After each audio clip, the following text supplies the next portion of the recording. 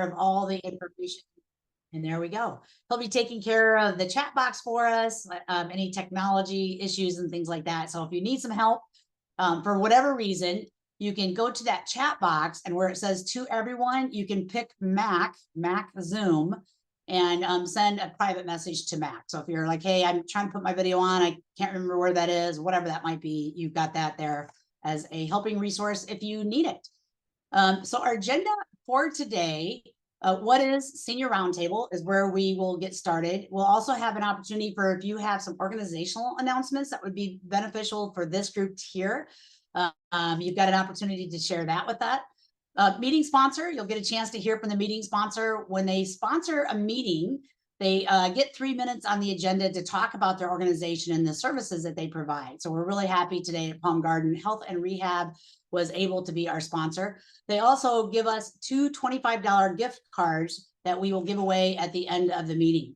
We do need several more meeting sponsors this year. So if you are interested, again, please let Mac know. He'll capture that information for me. And again, you can do that via the chat box by opening up the to everyone, picking Mac, the Zoom person, and he will capture that for you, and I will get back in touch with you. You'll have a chance to say hello to some folks without me being involved. So you'll get a chance to say hello, maybe some folks that you haven't seen for a while, and hopefully add a couple more folks to your network. We have an awesome program today. We're really thrilled about that.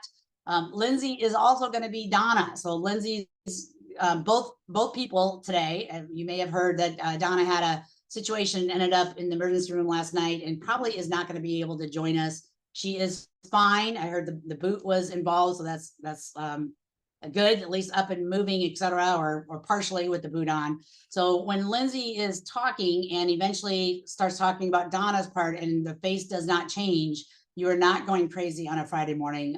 Lindsay's going to probably take both of those parts. And then, as I mentioned, we've got those door prizes at the very end, about 10:25. We will roll the wheel for a couple of the random drawings there, and then we will wrap up with the agenda. So that is where we are going today. A couple things that I want to share with you as far as people that are behind the scenes. Let me get all that up there for you. Behind the scenes is the Community Foundation, and Community Foundation started Senior Roundtable in 2008. Our liaison is Janet Ellen. Janet, if you'll give us a wave, and you will hear from Janet a little bit later in the meeting about some exciting things going on that will be helpful to the senior sector. So they still support us today. They are awesome. We love working with the Community Foundation. We're so fortunate that they founded this group as a way for folks in the senior sector to know who does what, network with each other, and of course, bring these programs to life here. Also behind the scenes is ElderSource, who do a ton for Senior Roundtable. So Gabby, Andrea, Emily, if you are here, if you will please give us a wave. Linda Levin is also here with ElderSource. Hopefully you'll get a chance to meet some of those folks in some of the networking rooms when we get that far. So they do the email list. If you're not on the email list, I think Mac is going to put something in the chat box about how to join. You'll see that here in a couple slides. If you're not on the email list, ElderSource is the one that manages that email list for us. They also put together those beautiful invites. They do all these different things behind the scenes. And a couple of times a year that we have an in-person meeting, ElderSource typically hosts us for those. So ElderSource and Community Foundation, thank you so much for everything that you do. So who in the world is Senior Roundtable? For anybody who is brand new, so let me see a show of hands. Is there anybody in here that this is actually their first Senior Roundtable meeting? Anybody brand new? Diane, I see. Martinique, I see. A few other folks here with the video, so thank you. Kwanzaa, brand new. So thank you for that as well. So we are a coalition, as you can see there. We meet every other month, most of the time on Zoom. And again, usually it's 1 or 2 meetings a year in person, depending on what the topic is, the speaker, etc. If we can take that opportunity to be in person, we do. And then it is open to everybody. If you ever get an invite or an email and you think, gosh, my colleagues should know about this, or I know people at another agency that should know about this meeting, please feel free. Everyone is welcome. The goal again is who does what out there? How do we find out about each other, and how do I add to my network? And then, as usual, an awesome program like you see today that is offered to everybody interested. And again, you'll have that recording if you need to come back to that later, and we'll post that, send you an email on that next week. And our mission statement, as you can see there, is those collaborative relationships. It's all about the networking.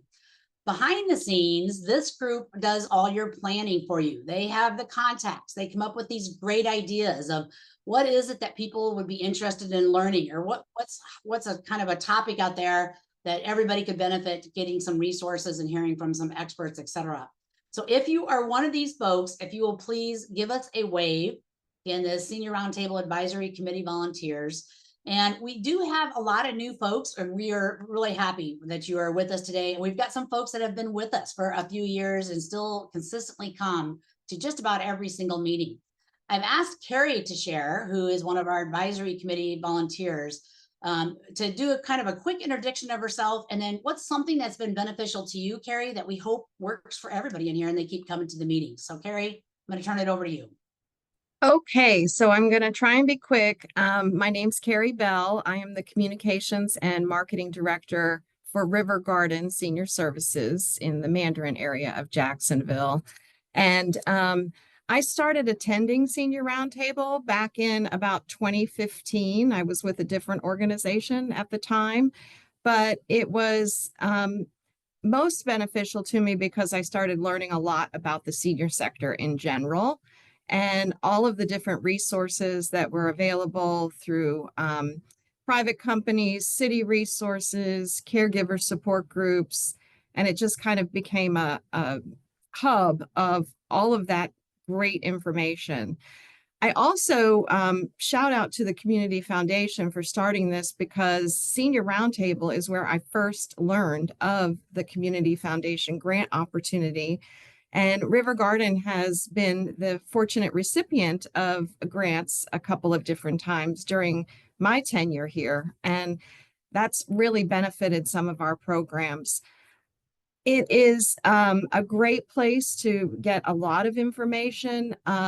Even today, I invited a couple of my colleagues to join this meeting because the topic is something relevant to their work that they do here at River Garden.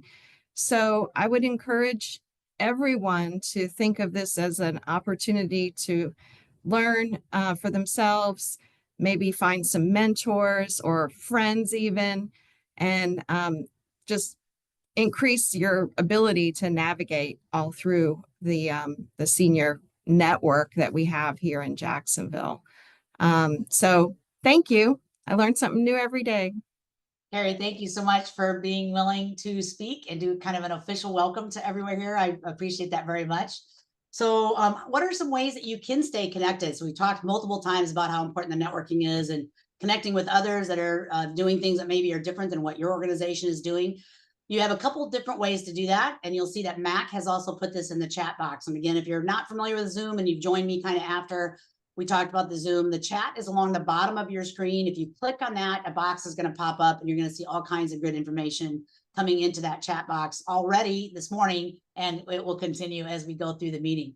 So you have a couple different ways to do that. You can check with Gabby, and if you're not on her email list yet, let Gabby know you'd like to join the email list. We don't use it for really anything other than meeting announcements and things like that. So we keep it pretty lean as far as the amount of information that's coming out of that, and that's intentionally to not load up your mailbox. And then we also have a LinkedIn group. So if you'd like to keep in touch or find somebody, it's like, okay, who's that awesome person from JEA that was in the Senior Roundtable meeting? My guess is that you can find her in that LinkedIn group and you can continue connecting that way.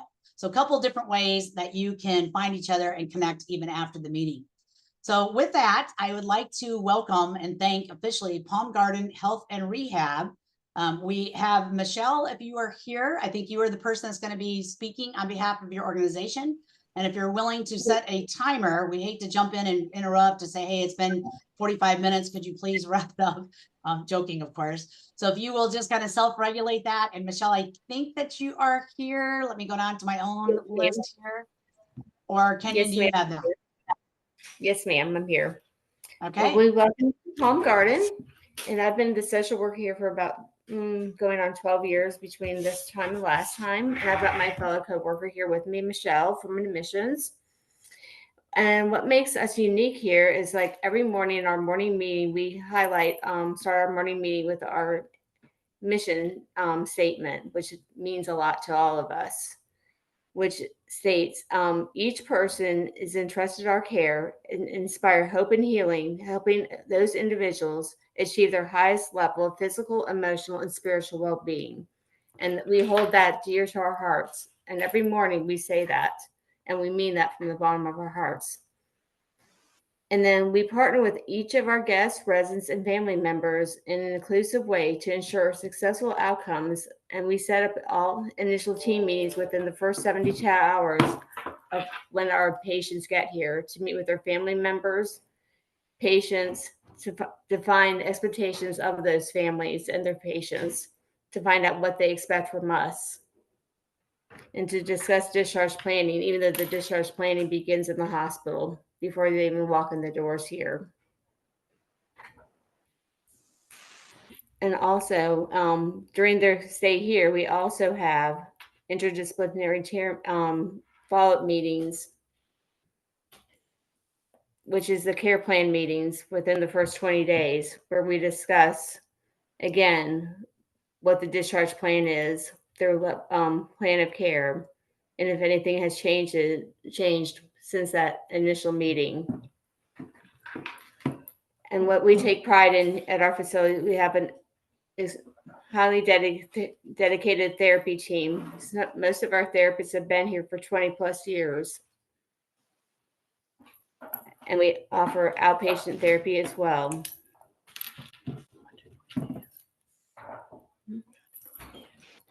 And then we also offer outpatient therapy as well. So some of our therapists can go back into their homes and do outpatient therapy with them as well. And lastly, we have a stellar wound care nurse, and he's got some healing hands, as we call him. And he's healed some of our toughest wounds.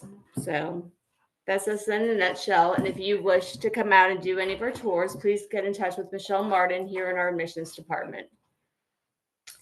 Excellent. Thank you. Thank you so much. And the reason why we're not here is like we could not get our camera working, so we apologize. Oh, no. So. And if you'll take a look at the chat box, we had one person with audio problems, and if anybody else is having a video problem, Mac will reach out to you during the chat box, and he will offer a couple ideas in case, again, it helps with the video or the audio. So take a look at that if you're somebody who said, hey, I'm having some challenges there.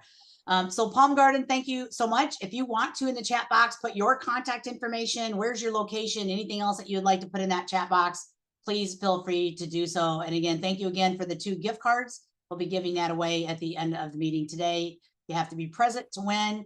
It's your incentive to stay with us, although hopefully you don't need that incentive. It's going to be a great program. We're happy that you're here.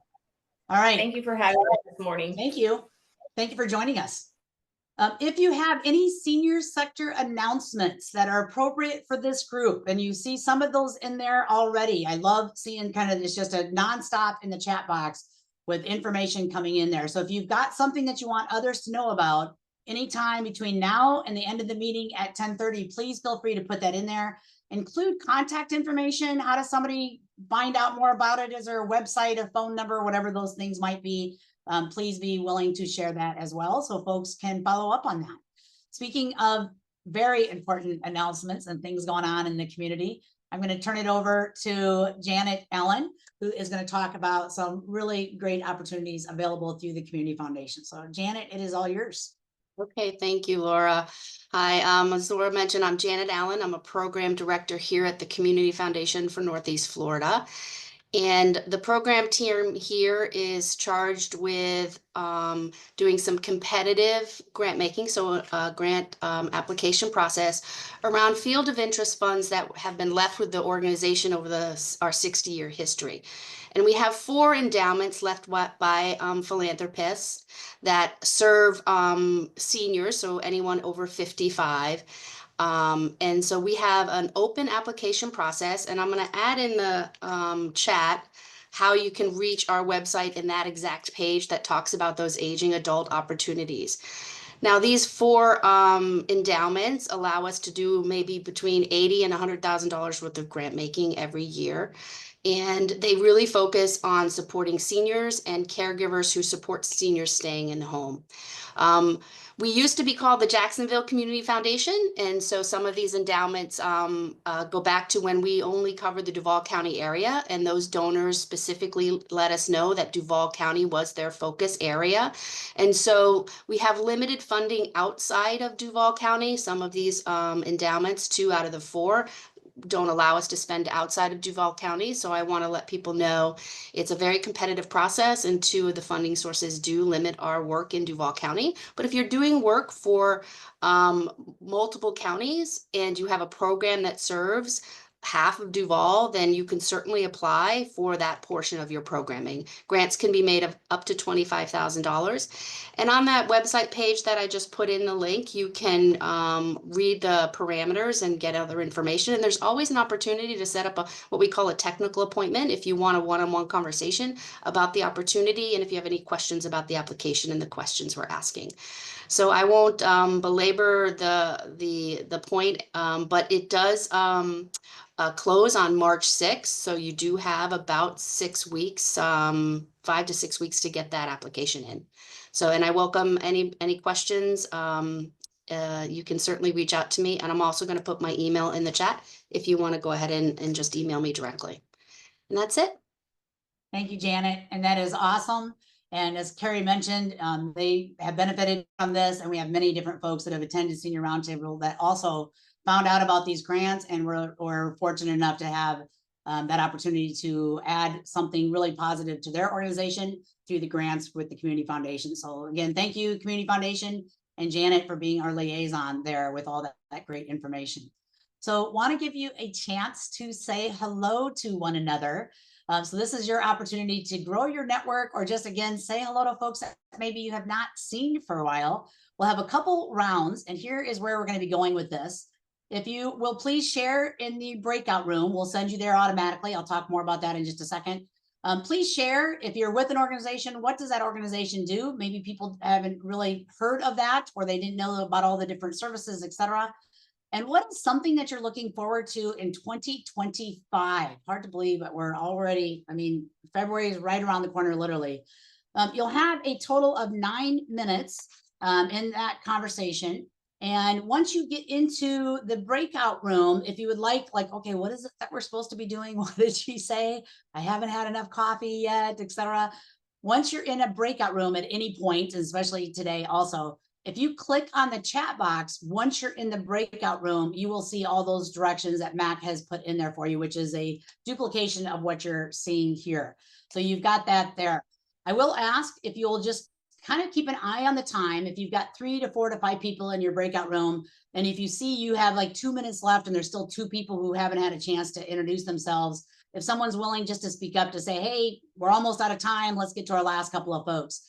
And then find each other after the meeting. If you have a connection that you have made, or a group that you're like, man, I love that organization, I didn't even know they were out there, how do I get connected with them? Feel free to continue sharing that with the chat box once you come back, if you want to, sharing your contact information, etc.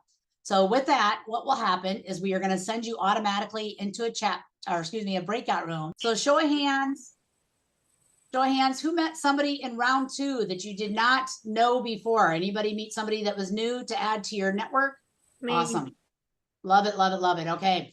So thank you for being willing to do that. And again, just a reminder, if you want to get the emails, if you're not getting them, check with Gabby. She'll put you on the list. Her email is in that chat box. And then if you'd like to do an introduction of yourself, etc., to folks outside of the groups that you just were with in the breakout rooms, please feel free to do that in that chat box. We'll get that information to everybody next week. So we are ready for our program, and it gives me great pleasure. We can see, again, as soon as we put the email out, people started RSVPing right away. Sadly, it's a topic that affects everybody probably in this room, either ourselves, a concern for ourselves, concern for people that we love, concern for people in our life, concern for people that we work with, or the clients that we take care of, etc. So we're really very happy that we've got Lindsay with us today, who is kind of our expert in house. And I'll let Lindsay do her own introduction. I won't be able to do it justice for sure. And then you'll see that we are hoping to have Donna here today. Donna had a situation, I think everybody that was here early heard it. She ended up in the emergency room last night. She's in a boot. She's alive. She's fine. She's great.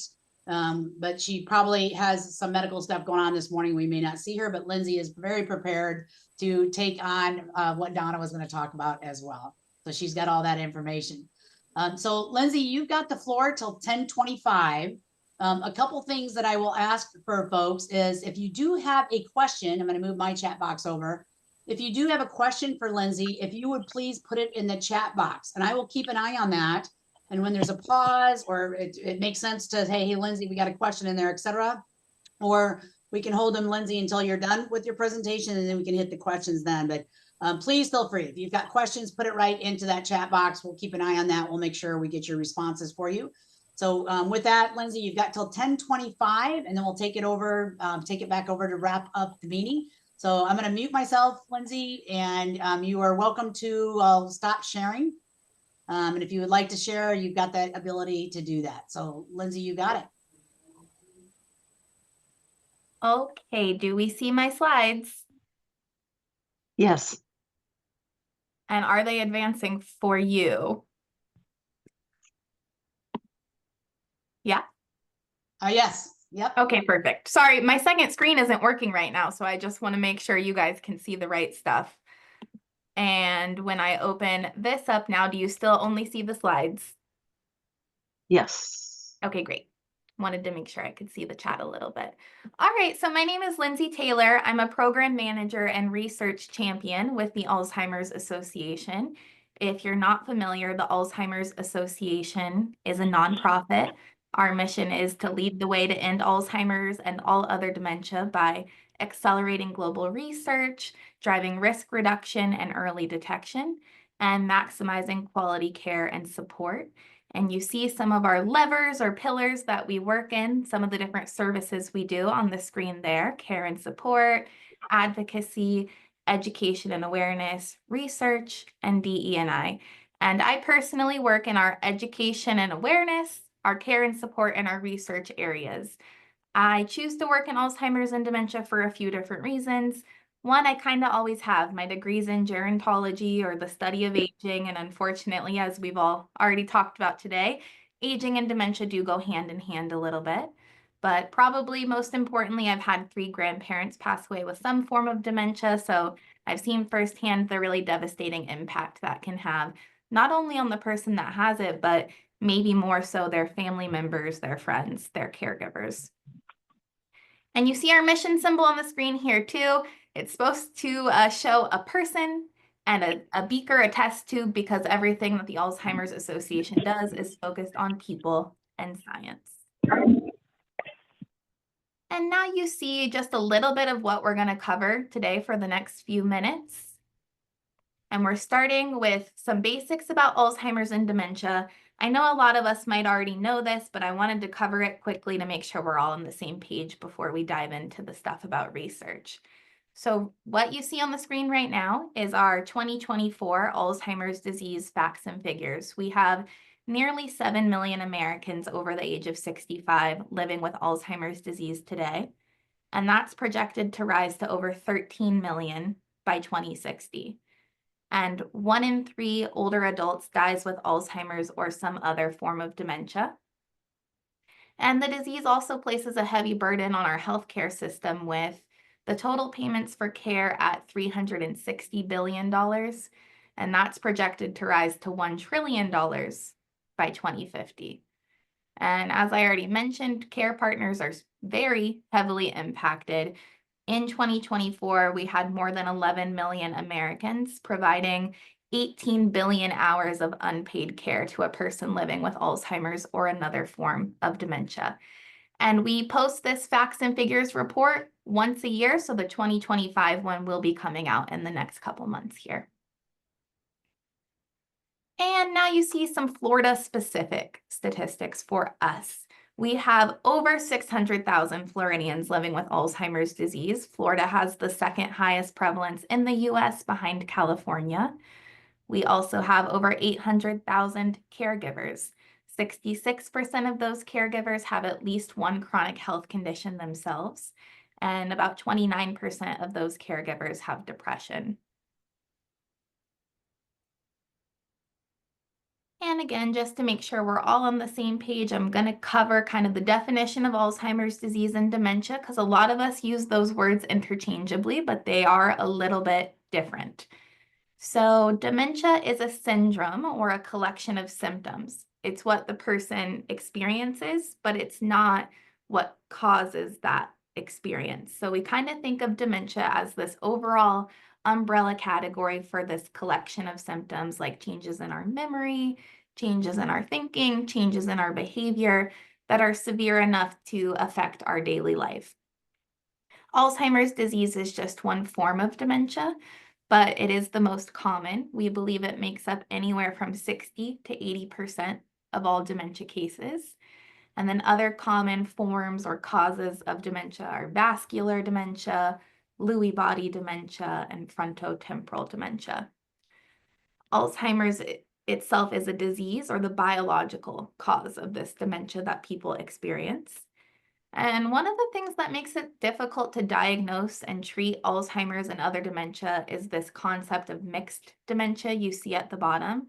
This is where researchers are really focused today on trying to develop new ways to accurately diagnose those biological changes, which will then eventually help us to define what their best care and treatment approach will be, because it is not uncommon at all for someone to be living with Alzheimer's disease and vascular dementia simultaneously. And despite being called the Alzheimer's Association, we provide care and support research for all causes of dementia and cognitive impairment, not just Alzheimer's disease. So if you have a loved one or a client who's dealing with any type of dementia, we're happy to help. And we talk about Alzheimer's the most just because, like I said, it is the most common cause or form of dementia. And Alzheimer's disease is defined by 3 hallmark changes in the brain: the presence of beta amyloid plaques.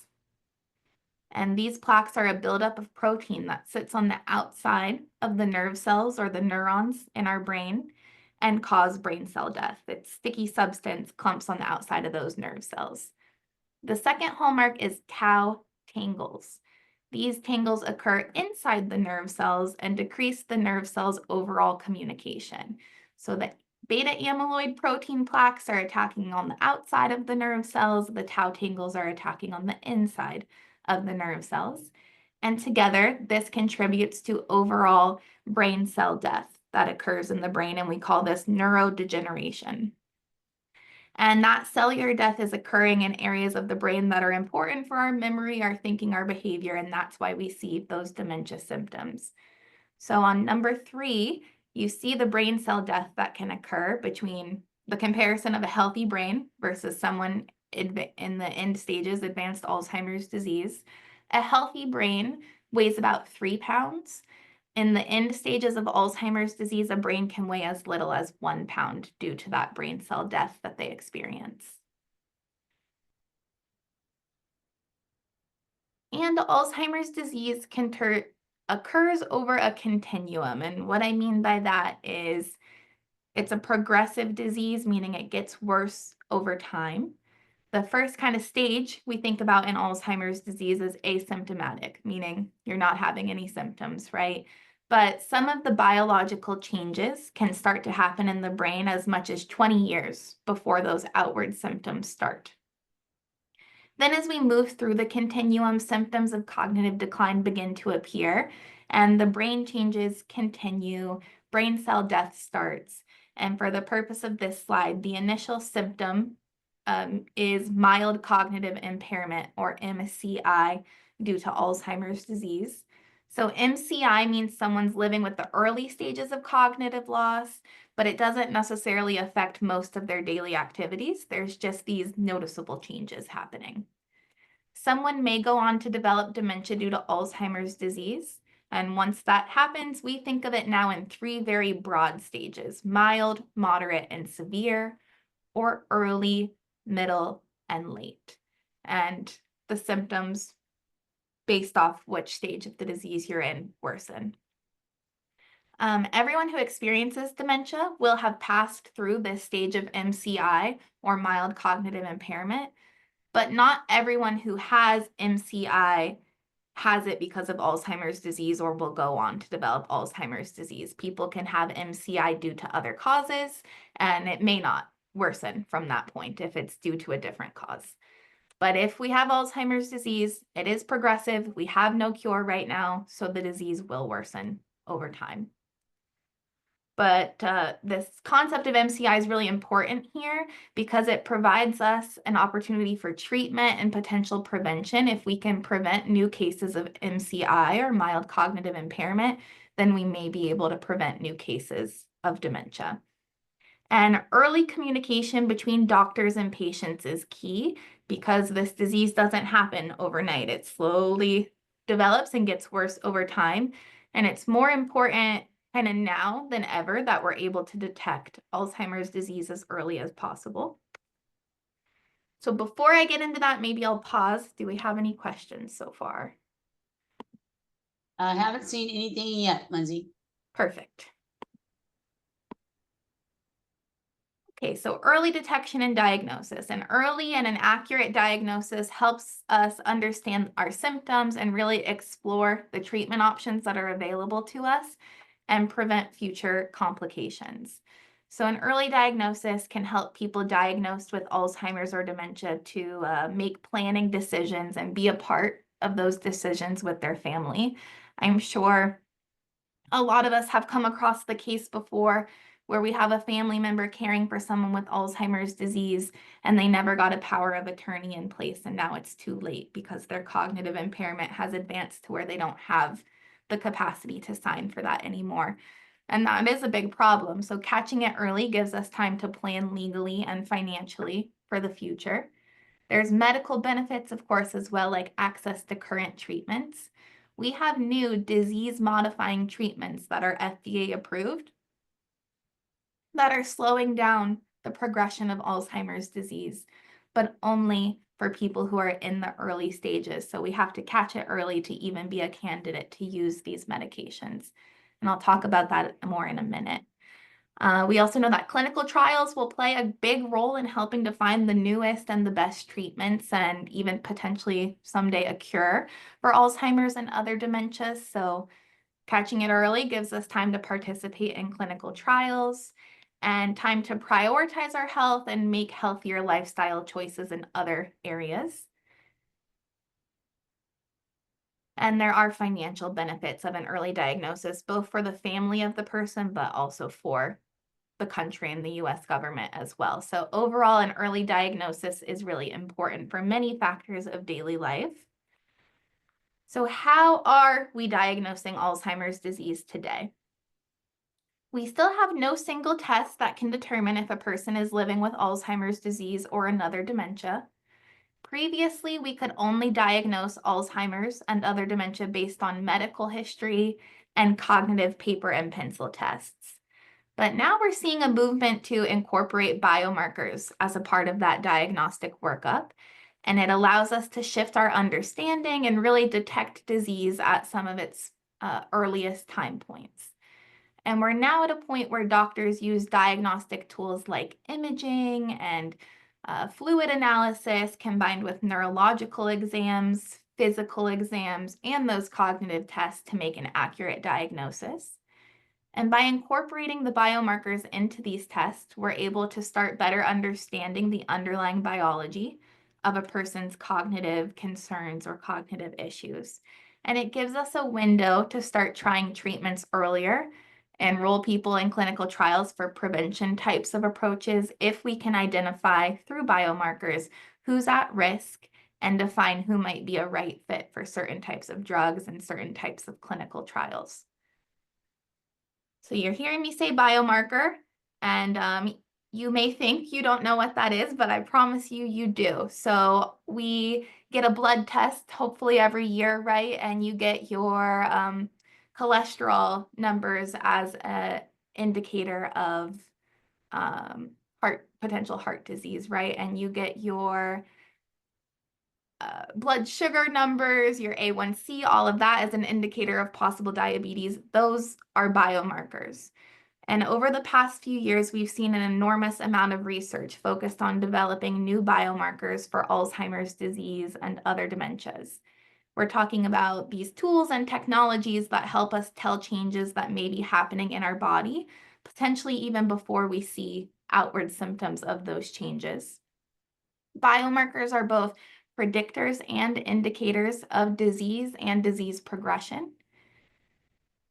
We use them to understand our risk for diseases, and we need these types of tools and technologies for Alzheimer's disease as well. We've seen advances in brain imaging, like the image you can see on the left side of the screen there. But in Alzheimer's, there are a multitude of uses for biomarkers, like determining diagnosis, helping to determine if someone's right for a clinical trial or a drug. We can use it to look at disease progression over time, and also use biomarkers to track outcomes and side effects of these new treatments that we're seeing. So biomarker technologies really are changing the game in Alzheimer's and other dementia. The progress we've made in current biomarker measures and emerging markers shows extreme promise in using these markers in every avenue, from detection to diagnosis to research. So let's quickly dive into the different types of biomarkers we have for Alzheimer's disease now. First is imaging, and a lot of us are probably familiar with these. This includes PET imaging, which is a type of brain scan and can show us amyloid and tau in the brain, looking at those two hallmark changes we see in Alzheimer's disease we talked about earlier. We also have MRIs, which can look at structural changes in the brain and help doctors rule out other symptoms that could be causing dementia symptoms, or other changes that could be causing dementia symptoms, and track treatment side effects. But to ensure access to early detection and accurate diagnosis for all communities, we need biomarkers that can be used in all clinical settings, particularly biomarkers that are low cost, less invasive, and provide reliable results for all individuals. So it may not be super easy to give everyone a PET scan or an MRI, right? But one of the ways researchers are working towards this goal of having easier to use biomarkers, cheaper to use biomarkers, are through fluid biomarkers. And this is where we look at specific proteins in our cerebral spinal fluid and our blood that may tell us about changes that are happening in our brains. And these tests are looking at more than just amyloid beta and tau proteins. These emerging tests are incorporating markers for cell death, inflammation, changes to the blood vessels around our brain. And these tests to help in the diagnosis of Alzheimer's are looking at our blood and then the fluids surrounding the brain and the spinal cord. We currently have 4 FDA-approved tests for cerebral spinal fluid, and we have several emerging blood tests that can be used to predict the likelihood that amyloid plaques are in the brain. I do want to make sure I say that these blood tests for Alzheimer's are not FDA approved yet, but they are available and should be prescribed by a doctor. They should be accessed through a doctor if that's something we're looking for. And these tests should also be combined with other methods of diagnosis. We're not at a point where you would have a blood test and know you have Alzheimer's disease. They're meant more to be part of a thorough evaluation to aid in the diagnosis. Lindsay, a question came in. How early is it recommended to begin testing for these biomarkers? So most people with Alzheimer's disease are age 65 and older. Of course, we do see it happen more rarely, but in people younger than that age. But around that 60 to 65 age range is when we really want to be paying attention to possible symptoms and checking our cognitive health. Just like in any other disease, getting a baseline of where we're functioning is really good, because then we'll have something to compare against later if we start experiencing changes. But these blood tests aren't widely available right now. We're excited about them, and we'll be looking at that in probably the next few years. But right now, without FDA approval, they're not widely available. But the idea is, what if one day you're able to walk into your doctor's office and give a saliva sample or get a retinal imaging scan, and that can give you an indication of your risk for developing Alzheimer's or another form of dementia in the future. And it sounds kind of futuristic, but those are approaches researchers are working on right now, and they're not that far out of reach. But there's still a lot more that's going to need to be done to make sure that these biomarkers are standardized and validated and become reliable tools for predicting risk and diagnosing in everyone, right? And I'm sure we're all kind of familiar with the idea that not everyone is represented in research equally. So it is important that we test these things and research these things on all populations to ensure that they will work for everyone.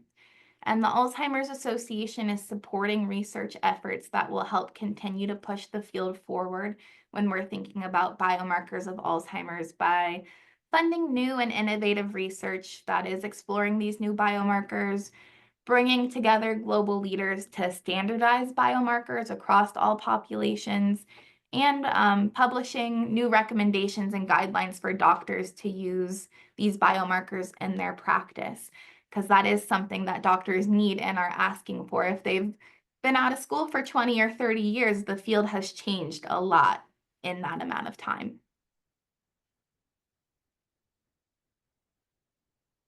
That's all I'm going to say on biomarkers for now, but just know that's a big area of research, and we're going to see a lot emerging in that in the next few years here. And I'm going to switch gears into treatments. Do we have any other questions so far? Oh, we are good. Actually, so let me, Kathy just said, but supposed in the future you're diagnosed as high risk, what can you do if your genes are against you? Right, you can't change your genes, right? So there are what we call non-modifiable and modifiable risk factors for Alzheimer's disease and dementia. The non-modifiable, age, right? Age is the greatest risk factor. You can't really do a whole lot about your age. Genetics and family history are certainly a risk factor as well that we can't do a lot about. Gender and race, all of those are risk factors that we can't do a lot about. But then we have these modifiable risk factors, and we'll talk about them in a minute here. But shifting our lifestyle, adding in healthy lifestyle factors are the only thing we've seen through research so far that can help lower our risk for dementia, especially if we're at high risk. So I'll get to that in just a minute after this treatment section here.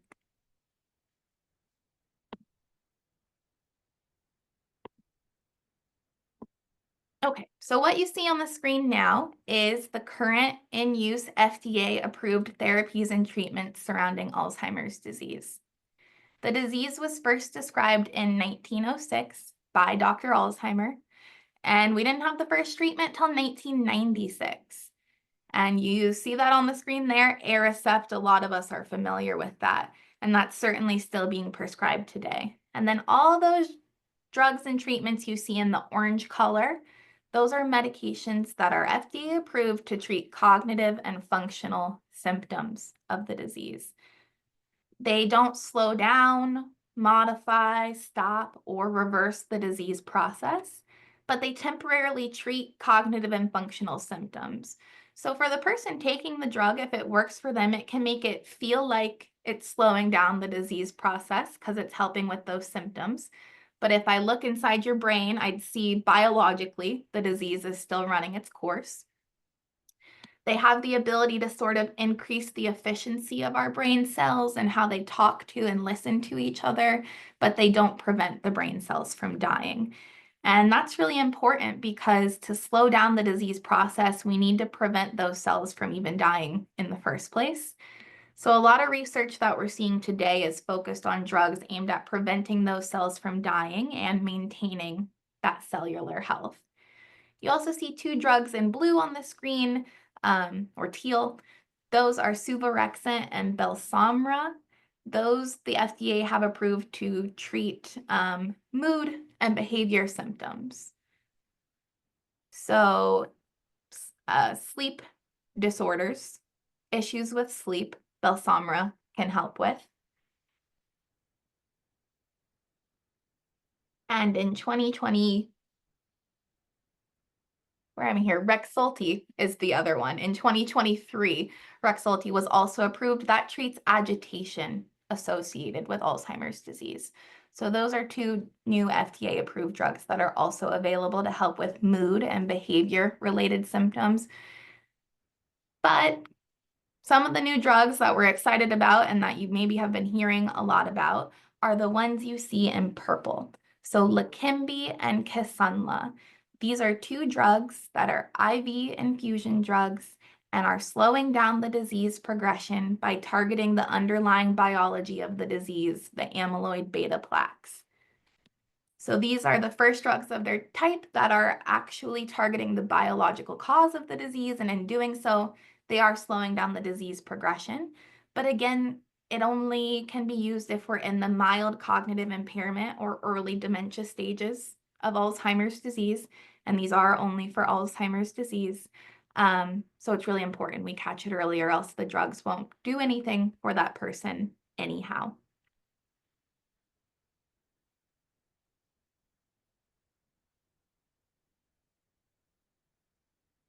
And if you're wondering on those Leqembi and Kisunlas, how people can get coverage for them, the VA is covering them. CMS, Medicaid, and Medicare have said that they will cover it for individuals whose physician enrolled them in a registry that tracks treatment outcomes. So Medicare is covering those drugs as well, but they're still expensive even with that coverage. We're looking at between probably $5,000 and $7,000 a year copay for those drugs for individuals on Medicare. On the screen now, you're seeing that we have over 140 unique therapies being tested in clinical trials that target multiple aspects of Alzheimer's biology. So we have the new FDA-approved treatments that target amyloid in the brain and are slowing the disease progression. But these only target amyloid beta, and we know there's many other pathways impacted in Alzheimer's disease. So when we look at the entire clinical trial pipeline here, we're not just seeing drugs that target amyloid in the brain.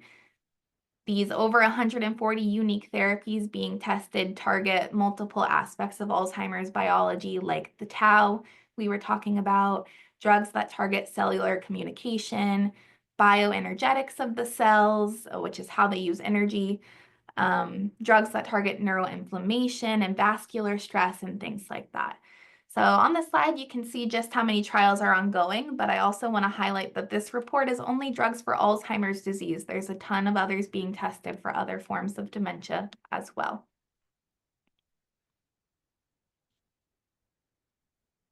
And so I kind of hope you can appreciate the number of therapies in the pipeline for disease and the amount of research that has had to and is having to go into each of these 140 plus trials, but we know this will lead us to the next generation of therapies.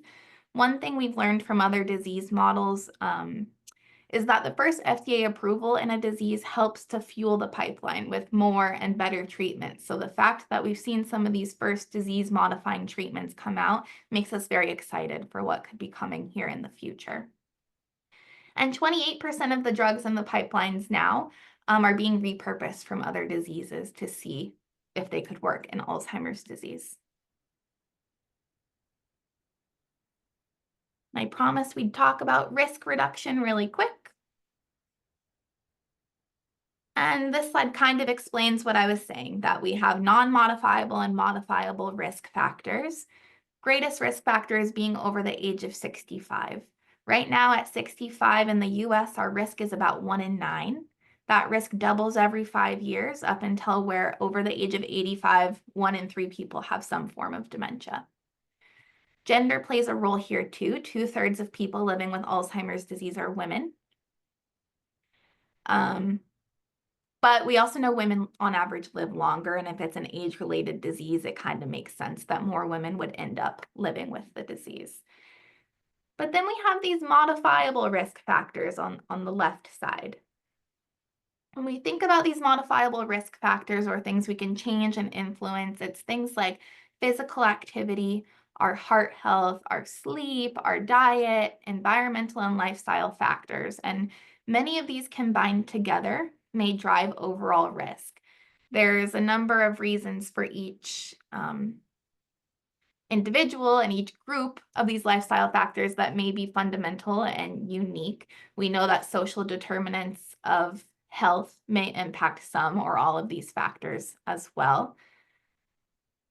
But we've seen up to 40% of dementia cases could be due to non-modifiable risk factors. So adjusting these lifestyle factors can be extremely important. Positive everyday actions can make a difference in our brain health and lower our risk of cognitive decline and possibly dementia. So your heart health is very interconnected to your brain health. Every time your heart beats, 25% of that blood goes to your brain. It's how your brain gets oxygen, nutrients. So keeping a healthy heart is very important for our brain, and that means managing our blood pressure, managing our weight, getting cardiovascular exercise, managing diabetes with medications if we need to, things like that. Also, eating right. So research has suggested a mix between the Mediterranean diet and the DASH diet. So DASH is low sodium, and Mediterranean, if you don't know, you can Google Mediterranean diet, but it's like leafy greens, lean proteins, lower sugar, healthy fats like avocado oil, olive oil instead of butter, and things like that. And looking at all these things we can add in might be overwhelming, and thinking about implementing all of them, but starting with some small ones to add in, we are seeing through research that this really can make a difference. Another thing you may want to add in is challenging your mind. So this goes beyond just doing the crossword puzzle every day. If you like doing the crossword puzzle, that's great. But if you do it every day, it's probably challenging you a little bit less than it used to. So constantly seeking knowledge, learning new things, learning a new language, a new instrument. If you've tried to put IKEA furniture together before and you know what your brain feels like after you do that, that's actually the feeling you want to go for. When you work out your muscles, they kind of hurt a little bit. We want to go for the same. We want to constantly be working our brain as well. And research suggests that combining multiple healthy factors may be the most impactful strategy for delaying onset of mild cognitive impairment and dementia.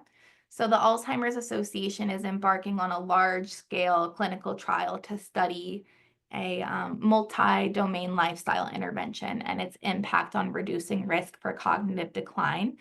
This is a landmark clinical trial. It's called the US Pointer Study.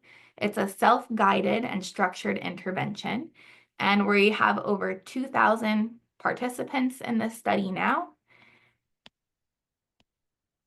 And we're also really happy to say that 30% of the individuals that are part of this study today are from historically underrepresented populations. So we're very excited to see the results of this study, and it should be coming out this summer.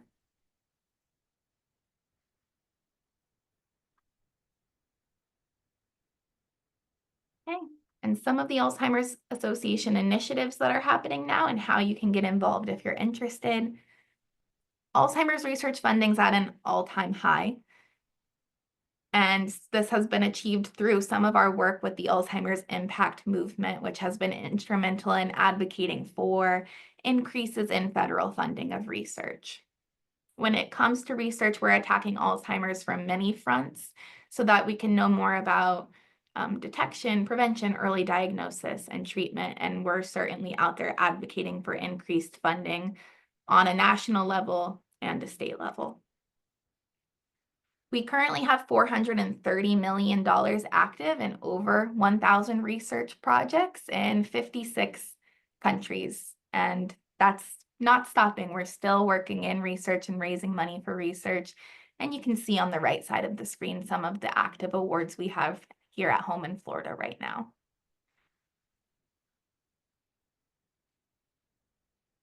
I've already talked about it, but there's an urgent need for the inclusion of individuals of underrepresented backgrounds in clinical trials so that these new discoveries we're having can benefit all. So legislation like the Bipartisan Equity in Neuroscience and Alzheimer's Clinical Trials Act will increase education and outreach to underserved and underrepresented groups to participate in research.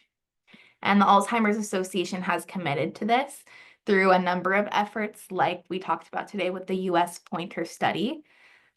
We also have other initiatives through our grant programs to promote diversity through our professional society, iStart's professional interest area focused on diversity and disparities in research, and through our scientific conferences that we are tailoring towards health equity.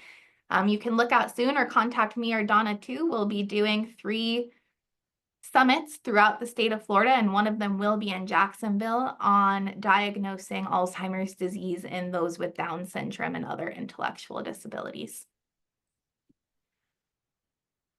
Science moves fast, so we kind of need to stay up to speed, and here's some resources on how you can do so if you're interested.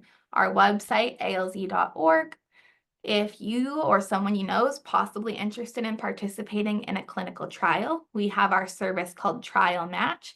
It asks you questions and it matches you to clinical trials it looks like you could be a candidate for.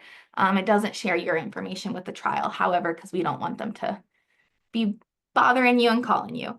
And our 24/7 helpline is always available, 24/7. Master level clinicians are available on that helpline to answer questions, give advice, connect to resources. If you have a caregiver who's having a rough time and at 2 in the morning, they need to call and get some real-time advice on strategies they might try to deal with difficult behaviors in a loved one or whatever it may be, that helpline is there to help.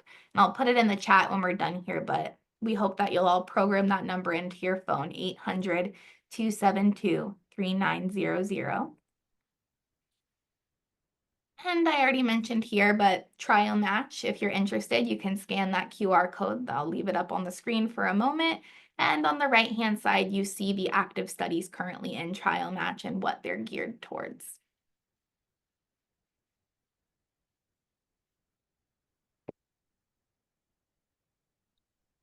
We already talked about this at the beginning, but we all know that adult children and spouses of people living with dementia serve as primary caregivers, and it can be extremely challenging. And you see some more stats about that on the screen here. It's also one of the most costly diseases, and 70% of that cost is taken on by the family and the individual diagnosed themselves. See some more of our resources on the screen here as I'm wrapping up. Our helpline I already talked about, our website, our Alz Connected, which is this free online community message board thing to help people living with dementia and their caregivers can chat with each other. We're in the community doing education and support groups. You can access any education and support groups that are going on through the Community Resource Finder. You see the link there. Or take this website down and save it or scan that QR code. This is a live document that's updated daily with all of the education activities, research activities, support groups that we're doing in your local community. And you can find it by county in this flip book here. And to close us out, there is a lot of hope in research, and the Alzheimer's Association is leading the global research community. We're having a very exciting time in research today. There's a lot of new tools, technologies, and therapies that are being developed to detect, diagnose, and better understand our brains. So I hope you leave today with a little more information than you had before. I put my email in the chat if you have any questions or you'd like to schedule a presentation like this for your staff or individuals in your community. We would love to do that. And what questions do we have? Lindsay, 2 quick questions. First of all, thank you. Very helpful, very valuable, informative information. So thank you for sharing that. Quick question from Diana. At the start of the presentation, you spoke of an expected increase in the disease. Is it because of environmental factors or better or more diagnosis? So that's our first question. That's a difficult question to answer. And I would say it's likely both. We are certainly much better at diagnosing than we used to be and getting the word out to people that significant memory loss as you age isn't normal. So we're certainly diagnosing better, but we're seeing higher incidence of Alzheimer's disease and dementia in general, and that likely has a lot to do with our lifestyle factors, just like increased rates of heart disease and diabetes and all of that. And then Lindsay, the second question that has not come in, but I know I'm going to get it is, can people get copies of this, of the slides? Can people get copy of these slides? I think so. I think I can share these slides with you, and I'll double check with that and I'll email them to you. Yeah, even if it's a PDF and it just includes Okay. like the couple of slides that you have, the scans and things like that, just so if people weren't quick enough to get their phones out or whatever, the kind of key information, that would be awesome. Or if you have a brochure that covers most of this information, that would be awesome. We'll take whatever you'll give us. Absolutely. And I saw a question too, is some memory loss normal for aging? So yes, I lose my keys all the time, and I hope I'm not already developing Alzheimer's disease, right? And I get a lot of questions about that too. It's because your brain is on 800 different things at any given time. As long as you can like retrace your steps, you're fine. But if you started finding your keys in the freezer, or you're looking at your keys and you don't know what they're for, those would be more concerning signs. And if you've been alive 80 years, your brain's been working for 80 years, it can get a little bit tired. But this memory loss we're looking for with dementia and Alzheimer's goes beyond that to where it's impacting your daily life. You know, you've gone to the same church every Sunday, and one Sunday you don't remember which way to turn at the stop sign anymore. Those are kind of the kinds of warning signs we're looking out for. And then Lindsay, just because we got to get people out the door. Absolutely. No, the questions keep coming. It's not your fault. You did such a great job and people are so interested. So Janet says, can you share the date of the local presentation you mentioned about the intersection of Alzheimer's and IDDs? And then how can a service provider become included in the CRF? So 2 quick questions, and then we'll get everybody out the door here with a spinning of the wheel. Yep, I can send the flyers when we have them for those IDD events. But also if you go on to that Alz Florida Research Programs website that was on the screen, it's on there, and I'll type the website into the chat in just a second here. And then to get into the CRF, just visit the website and there's a place to apply. The alz.org/CRF. And then Kathy says, did COVID affect us also? Was COVID a factor? Okay. There's some research going into that for sure. And there's certainly people dealing with that long COVID that it seems to have impacted their brain fog and their memory as well. So I think so. Okay. So first of all, round of applause for Lindsay. Please join me. Awesome presentation. Very helpful, very informative. So thank you so much. Whatever, Lindsay, contact information that you want to put in that chat box, I'll include it. One thing that Lindsay and her organization needs is folks' zip code for the tracking that they need to do for their presentations that they're able to do for us. So if you are willing to put a zip code in that chat box, I'll collect them all and shoot that over to Lindsay and those guys, so they've got that. So it could even be your organization, it could be your own, whatever it is that's helpful for them, for their, their stats to show that they're hitting some zip codes here. So with that, and Lindsay, anything that you have that you can email to me, we'll probably send the post email out Monday or Tuesday. We clean up the recording a little bit, that kind of stuff. We'll go through the chat notes, etc. So if you can get us whatever you would be willing to share with us as documents, handouts, brochures, whatever, we'll get that out to everybody. So huge thanks to Palm Garden again. Lindsay, can't thank you enough. And please tell Donna we're thinking about her. Hopefully she's better by the way the day goes. And then we are now going to head into our wheel of names, and Mac is going to spin the wheel and we'll see who gets our $25 gift cards. We got a couple of those to give away thanks to Palm Garden. Melanie, are you here?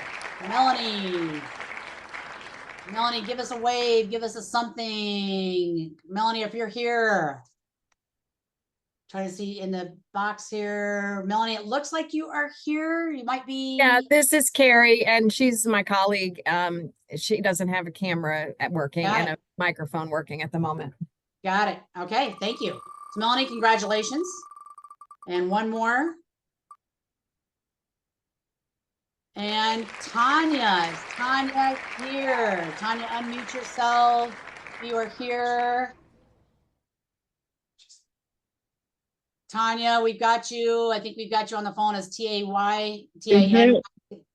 Gotcha. Tanya Erie? Yes, that's correct. Yes. Oh, I'm here. So congratulations. You won a $25 gift card courtesy of Palm Gardens. Tanya, I don't have your contact info, I don't think, so just in case, if you'll hang for a second as we wrap up the call, we'll get that from you.